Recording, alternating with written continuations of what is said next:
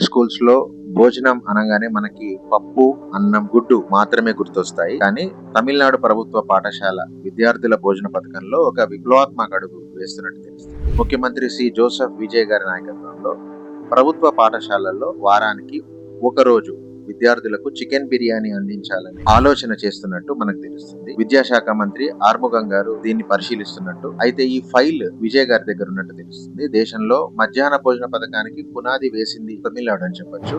దీనికి 70 ఏళ్ల చరిత్ర ఉంది. 1950లో ముఖ్యమంత్రి కె కామరాజ్ గారు పేదరికం వల్ల పిల్లలు బడికి దూరం కాకూడదు అని ఒక గొప్ప ఉద్దేశంతో మిడ్ డే మీల్ అనే స్కీమ్ ని వారి తర్వాత ఉన్న ముఖ్యమంత్రులు దీన్ని కొనసాగించడం జరిగింది.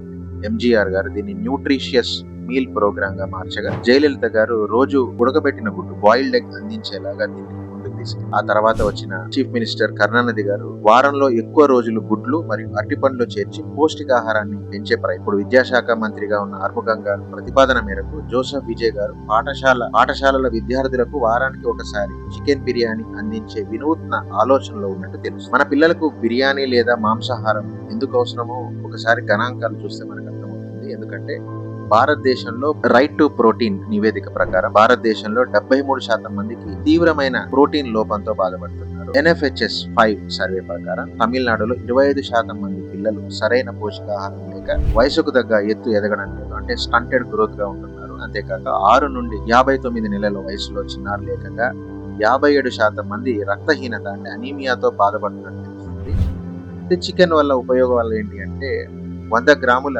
చికెన్ లో సుమారు 27 గ్రాముల హై క్వాలిటీ ప్రోటీన్ ఉండడం, దాంతో పాటు వైటమిన్ B12 మరియు ఐరన్ పుష్కలంగా లభిస్తాయి. ఇవి పిల్లల కండరాలకు వాళ్ళ రోగ నిరోధక శక్తి, వాళ్ళ బ్రెయిన్ డెవలప్మెంట్ ఎంతో అవసరమని మనకు తెలుస్తుంది.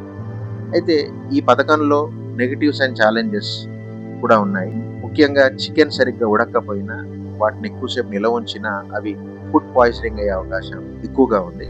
తర్వాత వెజిటేరియన్ శాకాహారుల కోసం సమానమైన ప్రోటీన్ ఉండే పన్నీర్ లేదా సోయా వంటి నాణ్యమైన ప్రత్యామ్నాయాలు సిద్ధం చేయాల్సిన అవసరం.